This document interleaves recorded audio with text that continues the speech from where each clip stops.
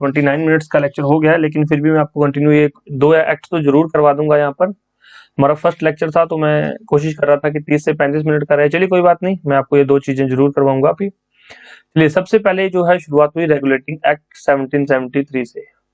Generally इससे question पूछ लिया जाता है। क्यों पूछ लिया जाता है? क्योंकि जो है इंडियन पॉलिटी की शुरुआत, जो इंडियन पॉलिटी की हिस्ट्री ही यही है। तो रेगुलेटिंग एक्ट से क्वेश्चन बन जाता है। देख सकते हैं कौन कौन से क्वेश्चन यहाँ से बनते हैं और क्या चीजें हमें इसके अंदर रेगुलेटिंग एक्ट से सीखने को मिलती हैं। First time the British parliament resorted to regulate affairs of the East India Company. तो पहली बार ब्रिटिश पार्लियामेंट ने रेगुलेटिंग एक्ट 1773 के तहत ईस्ट इंडिया कंपनी के जितने भी अफेयर्स थे, जो भी उनके काम थे, उसको रेगुलेट करने का काम यहाँ पर किया। तो यह जो रेगुलेटिंग एक्ट क्यों बनाया गया, इसका नाम से पता चल रहा है। रेगुलेटिंग एक्ट मतलब ईस्ट इंडिया कंपनी के जो भी अफेयर्स थे उनको रेगुलेट करने के लिए बनाया गया। दूसरा देखिए, the governor of Bengal was made the governor general of Bengal. ये क्वेश्चन बहुत बार पूछा गया है कि किस एक्ट के तहत, by which act the governor general of Bengal was made the governor general of Bengal. कि गवर्नर को गवर्नर जनरल किस एक्ट के तहत बनाया जाता है? रेगुलेटिंग एक्ट 1773 के तहत बनाया गया। कौन थे? वॉरेन हेस्टिंग थे। वॉरेन हेस्टिंग जो कि उस समय बंगाल के गवर्नर थे, उनको बंगाल का गवर्नर जनरल बना दिया गया। वॉरेन हेस्टिंग को ध्यान रखेंगे, वॉरेन हेस्टिंग। तो इनका टाइम पीरियड 2 हिस्सों में डिवाइड किया गया है। 1772 से लेकर इनका टाइम पीरियड 1785 तक है। यहाँ पर वैसे तो 2 हिस्सों में कैसे है, 1772 से 1774 तक तो ये रहे थे गवर्नर ऑफ बंगाल, ठीक है, पहला टाइम फेज। 1774 से 1785 तक दूसरा फेज, जब ये गवर्नर जनरल ऑफ बंगाल रहे थे। अब एक क्वेश्चन जो आपके लिए मैं आप फॉर्म कर रहा हूं, who is the first governor of Bengal. अगर आपसे ये क्वेश्चन पूछ लिया जाए कि who is the first governor of Bengal, फिर आप क्या आंसर देंगे? आंसर भी मैं ही दे देता हूं यहाँ पर, रॉबर्ट क्लाइव। रॉबर्ट क्लाइव जो है गवर्नर, पहले गवर्नर थे बंगाल के। अब यहाँ पर कंफ्यूज नहीं होना है।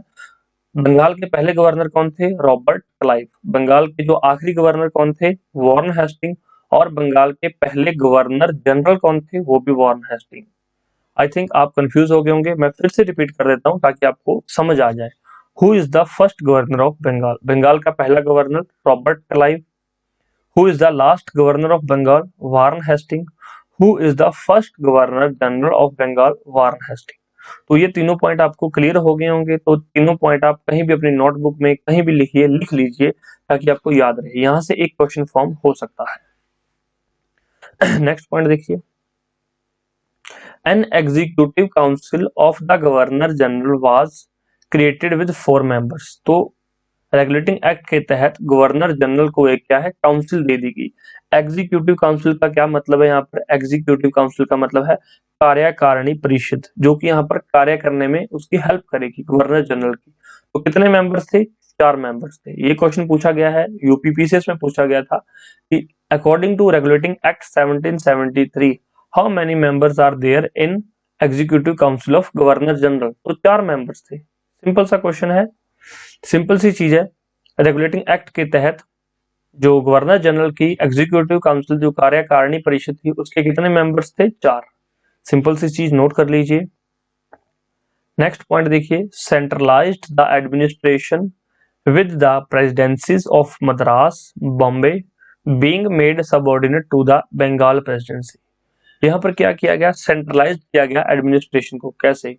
जो मद्रास बॉम्बे था, इसको अलग अलग जो है यहाँ पर क्या प्रेसिडेंसी बनाया गया। मद्रास को एक अलग प्रेसिडेंसी बना दिया गया, बॉम्बे को एक अलग प्रेसिडेंसी बना दिया गया, और जो बंगाल को अलग प्रेसिडेंसी। 3 प्रेसिडेंसी डिसाइड की गई रेगुलेटिंग एक्ट के तहत। बट मद्रास और बॉम्बे को जो है रेगुलेट कौन करेगा? बंगाल प्रेसिडेंसी। ये बंगाल प्रेसिडेंसी के अंडर ही आएंगे। वो दोनों अलग बना दी गई थी, लेकिन तभी जो उसको गवर्नर जनरल बनाया गया कि यह उसकी देख, मद्रास का अलग गवर्नर था, बॉम्बे का अलग गवर्नर था, और बंगाल का जो है गवर्नर जनरल, वो दोनों को रेगुलेट कर रहा था। तो I hope I clear my point.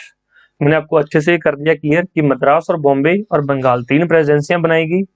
Bombay और मद्रास को रेगुलेट कौन कर रहा था? बंगाल प्रेसिडेंसी। तो ये किसके तहत हुआ? रेगुलेटिंग एक्ट 1773 के तहत। तो आई होप आपको चीजें लंबे समय तक अब याद रहेंगी। Next very important point, supreme court was established at Calcutta as the apex court in 1774। तो 1774 के अंदर 1774 में रेगुलेटिंग एक्ट के तहत सुप्रीम कोर्ट एस्टैब्लिश किया गया। कहां पर? कलकत्ता के अंदर। एक क्वेश्चन और पूछा जाता है, हु इज द फर्स्ट जज ऑफ सुप्रीम कोर्ट? पहले जज कौन थे? तो वो थे एलिजे इम्पे। तो नाम याद रख लीजिए, इम्पे, हिंदी के अंदर इम्पे, सर एलिजे एम्पे। तो याद रखेंगे। पहले जो है सुप्रीम कोर्ट की स्थापना कब की गई? 1774 में। किस एक्ट के तहत? रेगुलेटिंग एक्ट 1773 के तहत। पहले जज कौन थे? इम्पे, जिसका पूरा नाम है एलिजिब इम्पे। नेक्स्ट देखिए, prohibited company official from engaging in private trade and from accepting gift from Indians. तो यहाँ पर जो है रेगुलेटिंग एक्ट के तहत कंपनी के जो ऑफिशियल्स थे उनको जो है यहाँ पर प्राइवेट ट्रेड नहीं करने दिया जा रहा था, उसको प्रोहिबिट कर दिया, मनाही कर दी गई। इससे पहले क्या था कि कंपनी के लोग अपना प्राइवेट ट्रेड कर रहे थे, कंपनी शायद घाटे में दिखा रहे थे कंपनी को, और खुद का अलग से बिजनेस कर रहे थे। और क्या है? From accepting gift from Indians, तो इंडियन से गिफ्ट लेने से मना कर दिया। अब देखिए, मैं आपको यहाँ पर लिखा हुआ है एक्सेप्टिंग गिफ्ट फ्रॉम इंडियंस, तो ऐसा क्यों? मान लीजिए आपके जिले का कोई एसडीएम है, आप उसके बर्थडे पे उसको गिफ्ट दे रहे हो, आप उसके कोई और फंक्शन है आप उसको गिफ्ट दे रहे हो, टाइम टू टाइम आपको गिफ्ट प्रोवाइड करवा रहे हो। जब कोई आपका काम होगा तो वो एसडीएम को करना पड़ेगा, क्योंकि आप उसको बार बार गिफ्ट दे रहे थे। तो ये सब चीजें ना हो इसलिए उन्होंने ये प्रोहिबिट कर दिया कि कोई इंडियन से गिफ्ट नहीं लेगा, ताकि इनको कोई फेवर नहीं देगा। रूल सबके लिए बराबर होने चाहिए थे। ऐसा क्यों? क्योंकि जो अमीर इंडियंस थे, जो रिच पीपल थे, वो क्या कर रहे थे, जो कंपनी ऑफिशियल्स